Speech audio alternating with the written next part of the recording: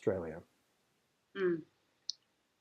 How do you feel the balance is, I guess, with people who sort of respect the medical community versus those who um, feel that it's, you know, taking advantage of the patient?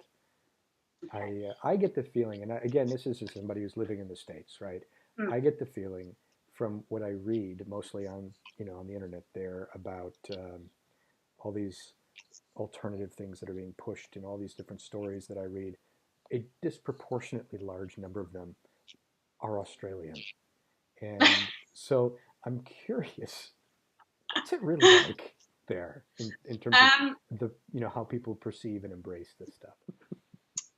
so, yeah, I'm probably not as independent on this as I should be because I'm a nurse and Mm-hmm. Colin's a doctor, and so we're Right. part of the medical fraternity. However, we also live in a place in Western Australia called Fremantle, which prides itself on being quite an alternative place.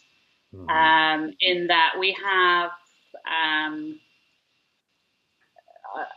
my friend refers to them as weekend hippies, uh, suited by the week, and at the weekend, they're eating kombucha and raw Mm-hmm. food. Um, and actually, as part of that, there's a big problem here with anti-vaccination type feeling that yes, the medical establishment Sure. and the pharmaceutical industry are all colluding to keep people sick so they can make money off them. Whereas, the natural health industry, who actually are largely unregulated and make a significant amount of money themselves from their unregulated medications, are the good guys. And so it's a frequent argument. It's interesting that you say that a lot of the press you see about alternative medicine seems to come from Australia, because we see it coming from you guys. I'm sure. So I think that that's Mm. that's quite interesting. Um, there is definitely a small percentage, I'd say, of the population who are very mistrusting Mhm. of the medical community. And I do, understand why. Uh, However, I think as Tim Minchin, who you may have heard of him, he's a Perth boy, but he wrote the music for Matilda that's recently been touring around the States. He did a Mhm. big jaunt on Broadway. Tim Minchin said that there's a name for those alternative medicines that have been tested and proven to work, and it's called medicine. Um, I've used that line and I many think, times.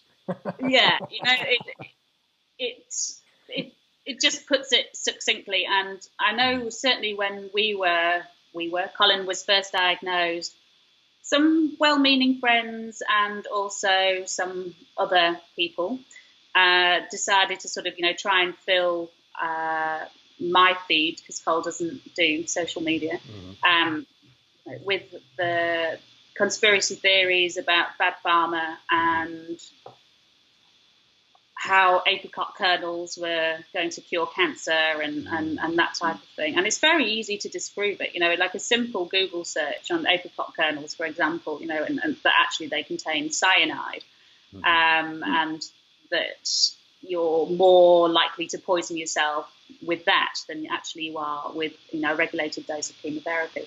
So it's quite easy to disprove, but there are people who very much kind of feel that the way through this is to grind up the stumps of unicorn horns and eat cherries. Um, um, and I've learned to smile and wave. I think that's an interesting point of view, and then just shut it down and move on, Well, the because problem it's is that those unicorn horns are better whole than smoked. I'm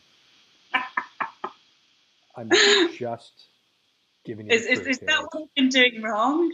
I've been grinding them You've up been and grinding them putting it up. over my chia pudding. That's not right? No, Damn it. no.